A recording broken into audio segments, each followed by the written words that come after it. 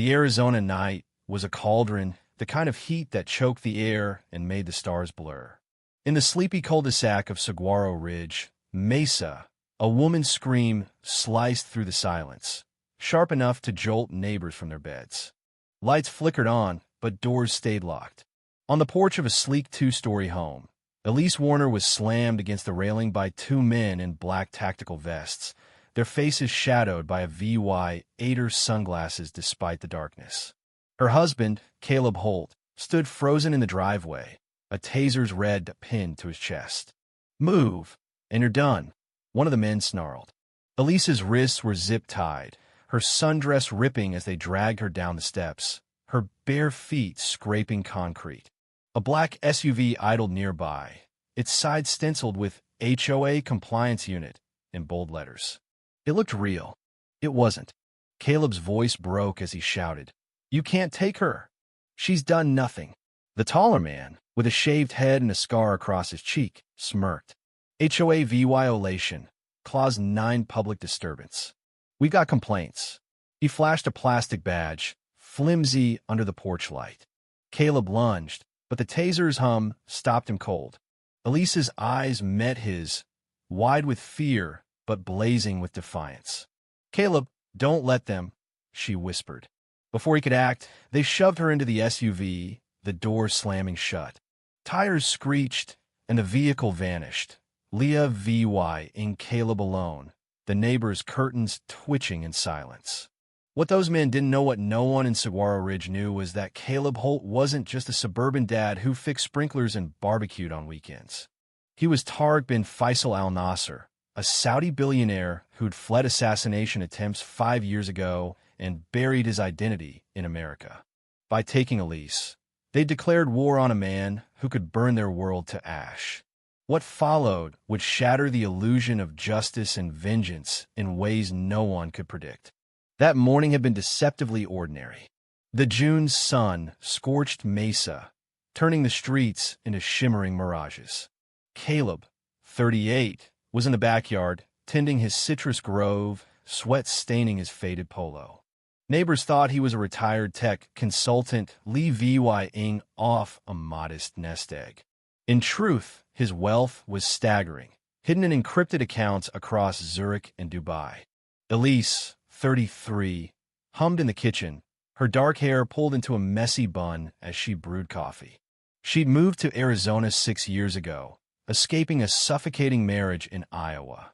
Caleb had been her anchor, a man who saw her wounds and built her a life of quiet strength. Their home was a sanctuary until it wasn't. At 9:12 a.m., the SUV rolled into the cul-de-sac, strobe lights flashing lazily. Caleb spotted it from the yard, his gut tightening. He stepped inside just as the pounding on the door began. "Why en forcing? Open up," a voice barked. Elise frowned, wiping her hands on a dish towel. They'd clashed with the Saguaro Ridge HOA before petty fines for unapproved planters, warnings about their tree shadows. But this felt wrong. Dangerous. Elise opened the door, and the two men barged in, their boots scuffing the hardwood. The taller one, Agent Kessler, held a clipboard. "Elise Warner, you're in violation of Code 9 Disruptive Behavior, or complaints have been filed." His partner, Agent Doyle, a stocky man with a boxer's nose, leaned against the wall, radiating menace. Elise laughed, bewildered. "Complaints? I haven't left the house in days." Kessler's eyes narrowed. "You've got 5 minutes to come with us, or we detain you." Caleb stepped forward, his voice low and lethal. "Show me the paperwork." Kessler tossed a crumpled form onto the counter, no letterhead, no signatures. Caleb's blood surged. "This is a scam. Get out." Doyle pulled a taser. "Back off, or we escalate." The air crackled. Elise touched Caleb's arm, urging calm, but it was too late. When Caleb reached for his phone, Doyle slapped it away and grabbed Elise. She screamed, kicking as they dragged her outside.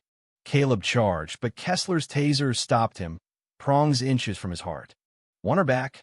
"Stay quiet," Kessler hissed. The SUV roared away, Elise's cries fading into the heat. Caleb didn't call 911. He didn't alert the neighbors. He walked to his study, locked the door, and opened a hidden safe beneath the floor, its lock yielding to his fingerprint.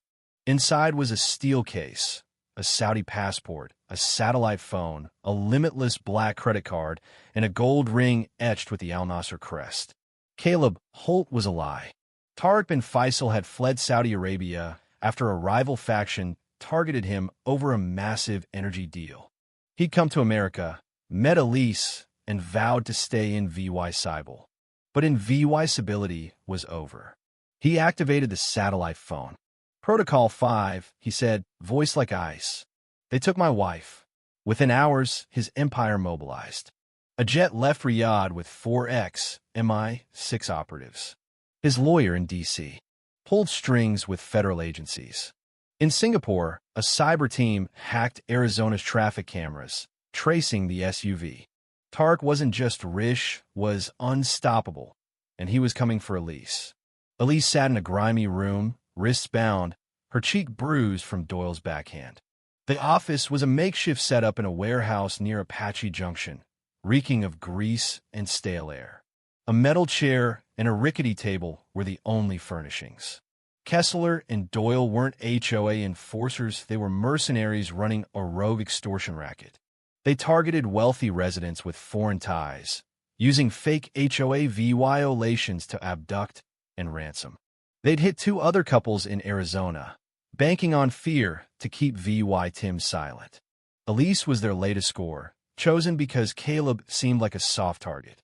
They were dead wrong. Kessler scrolled through Elise's phone, smirking. Nice setup you've got. Tech guy, big house, no kids. Bet he'll pay quick. Elise's lips twitched into a defiant smile, blood crusting her chin. You don't know Caleb. Doyle chuckled, cracking his knuckles. We know he's not calling the cops. By tomorrow, we'll have $500,000 in crypto, and you'll be back baking cookies. Elise's eyes burned. You're not just wrong, she said softly. You're finished. She meant it.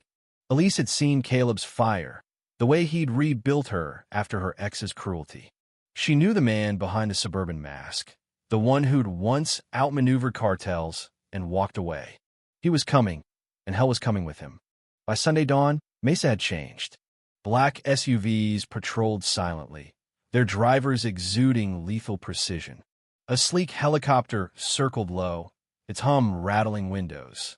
Tariq's team had tracked the SUV to the warehouse using hacked cell data and drone surveillance. The mercenaries had underestimated their prey, assuming Caleb was nobody. But Tariq's resources were infinite, his will unbreakable. At 4 a.m., Tariq arrived at the warehouse, dressed in a black thobe, his family ring glinting. His operatives, armed with suppressed rifles, flanked him. He carried a briefcase with EVY Denke, satellite photos of Kessler and Doyle, their vehicle, timestamps of Elise's abduction. His lawyer had looped in the FBI and the Saudi embassy, escalating a local crime into a global incident. Apache Junction police were already on site, baffled by the firepower. This isn't an HOA issue, an officer muttered, gripping a warrant. This is international. Tariq didn't wait. His team breached the warehouse, flashbangs lighting the dark. Kessler and Doyle fired back, but they were outclassed. Within minutes, they were face down, zip-tied, cursing through bloodied lips. Tariq found Elise in a locked room, bruised but fierce. She ran to him, tears streaming. I knew you'd come, she whispered. He held her tight, his voice a vow. No one touches you. Ever. The police arrested Kessler and Doyle, charging them with kidnapping, extortion, and impersonation. But Tariq wasn't satisfied. He bought the Saguaro Ridge HOA that day, dissolving it by dusk.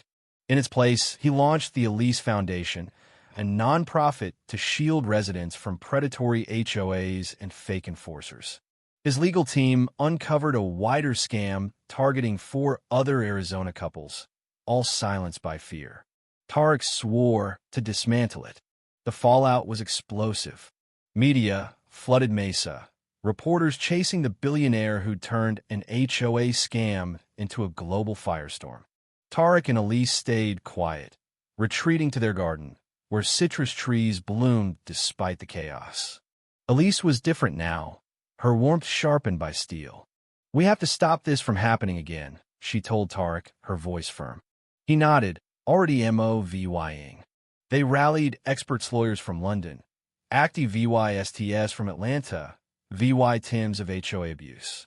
They drafted the Neighborhood Freedom Act, a law to regulate HOAs and ban road patrols. The Elise Foundation grew, offering legal aid to VY Tims nationwide. Stories emerged: a widow fined for her garden, a veteran harassed over a wheelchair ramp, a family threatened over a shed. Tarek funded exposés on HOA corruption from Texas to California. The climax came in Phoenix, at a rally that swelled to 15,000. Victims and allies gathered, signs reading, "End HOA tyranny and justice for Elise." Tarek, in a white thobe, stood with Elise, her hand in his. He spoke to the crowd, his voice steady. "I hid in America to escape my past. I wanted peace. But when they took my wife, they woke me." Cheers erupted. Tarek bin Faisal al-Nasser. Not a billionaire, but a husband, a neighbor, a man who fights for you. Elise's eyes shone with pride. The Neighborhood Freedom Act passed in Arizona and spread to 3 states. The Elise Foundation helped 100 families in its first year. But the quietest VY Tory was a letter from a Texas woman. "My HOA was going to VYCT me over a fence," she wrote. "I saw Elise's strength and fought back. I won. Thank you." Tarek framed it beside his old ring. Under Mesa's stars, he held Elise close. "They took you once," he murmured. "Never again. Not you. Not anyone." In that vow, they found purpose. If you were the one in this story, how would you react? Would you stand up and fight back, or accept the unreasonable pressure and control from the HOA? Share your thoughts in the comments below. And don't forget to subscribe, like, and share this VY Deo with more people. Your small action gives us the motivation to keep bringing you more intense and engaging stories. Thanks for watching, and we'll see you in the next VY Deo.